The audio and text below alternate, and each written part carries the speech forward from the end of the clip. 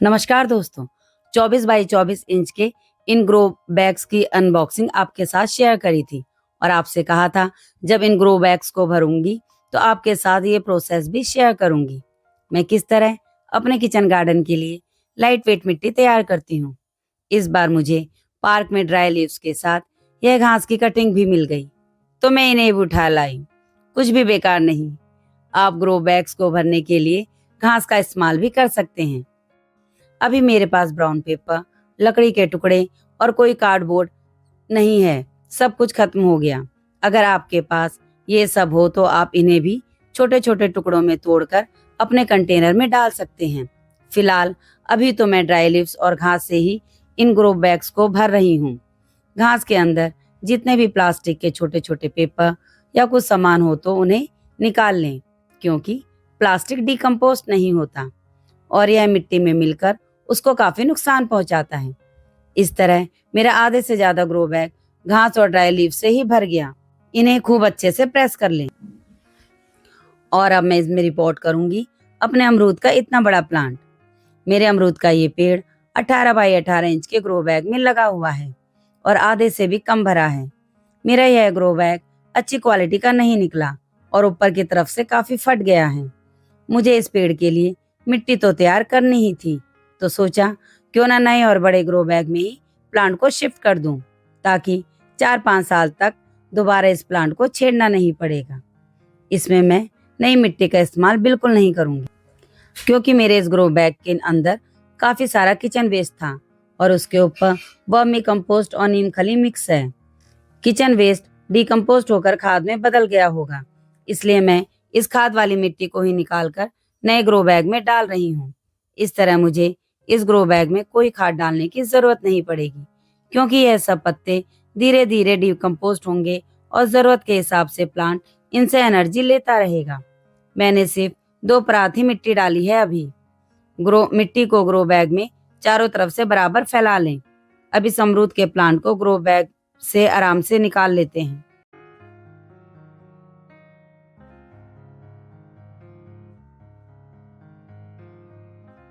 मैं करीब 6 साल से किचन गार्डनिंग कर रही हूँ। शुरुआत 4-5 गमलों से मिट्टी और गोबर की खाद से करी, जिसमें गोबर कम और मिट्टी ज्यादा थी। कई परेशानियां आई। मिट्टी पानी डालने से थोड़ी चिकनी हो जाती, क्योंकि पोरस नहीं थी, और सूखने पर उसमें दरारें पड़ जाती। लेकिन समय के साथ मैंने अपनी मिट्टी में काम किया और आज अपना यही अनुभव आपके साथ भी शेयर कर रही हूँ। करेंगे तभी तो कुछ नया सीखेंगे। किचन वेस्ट और सूखे पत्ते डालने से मेरी मिट्टी हल्की और एकदम पोरस हो जाती है। मुझे गुड़ाई करने के लिए किसी खुरपी की जरूरत नहीं पड़ती। वैसे मैं अपने कंटेनरों में कोई गुड़ाई भी नहीं करती। मुझे करने की जरूरत ही नहीं पड़ती। और क्यों जरूरत नहीं पड़ती, ये मैं आपके साथ किसी और वीडियो में शेयर करूंगी।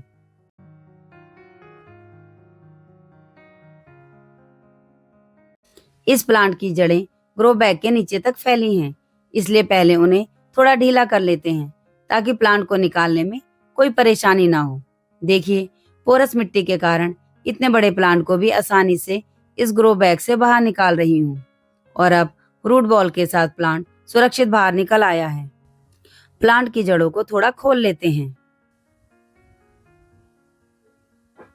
अरे ये देखिए, इतने सारे कीड़े। मैंने नोट किया है, जब भी मैं किसी कंटेनर में ज्यादा किचन वेस्ट डायरेक्ट डालती हूँ तो उसमें ये वाले कीड़े हो ही जाते हैं।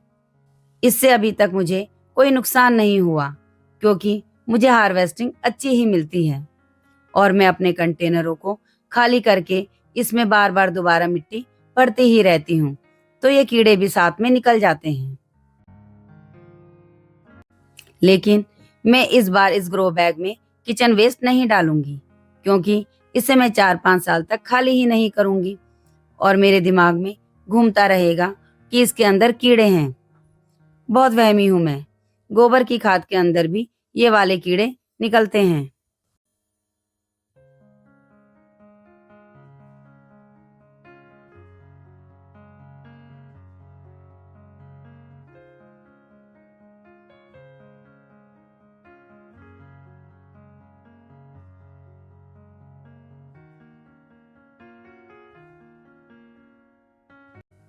लेकिन देखिए, किचन वेस्ट अच्छे से डिकम्पोस्ट हो गया और बहुत अच्छी खाद में भी बदल गया।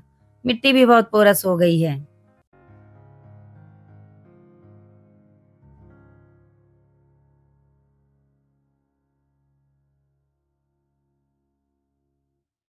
इनकी जड़ों की प्रूनिंग कर लेती हूँ अच्छे से और सकर्स को भी काट लेती हूँ। पेड़ की हार्ड प्रूनिंग अक्टूबर में ही करी थी, इसलिए इसकी ब्रांचों की प्रूनिंग नहीं कर रही। और अब इस प्लांट को नए ग्रो बैग के बीचे बीच शिफ्ट कर देते हैं।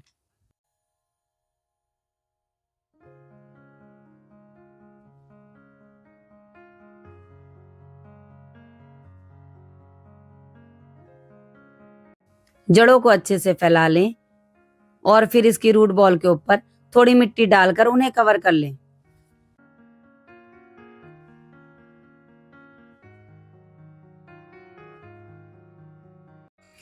और फिर ऊपर से बहुत सारी सूखी पत्तियां डाल लें।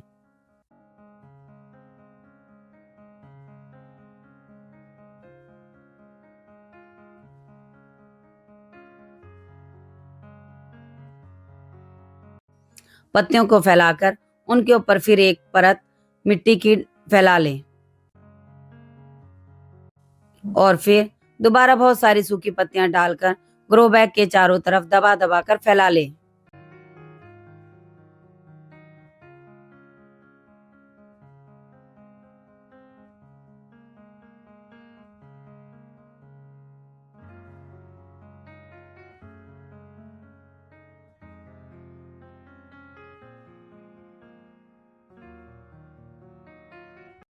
और लास्ट में अब मैं इसमें 2 परात मिट्टी भरकर डाल रही हूँ फिर से।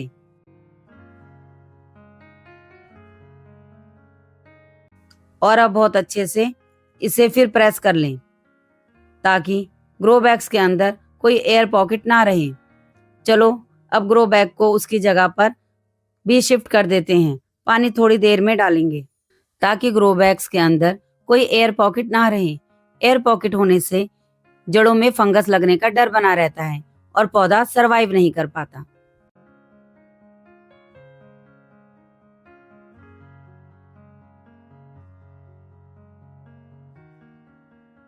और ये है 15 दिन बाद का रिजल्ट।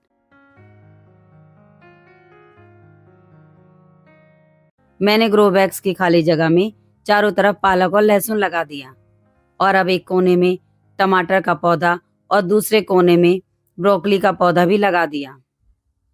इसमें ग्रो बैग्स को खरीदने में ही खर्चा लगा, बाकी किसी में कोई खर्चा नहीं आया।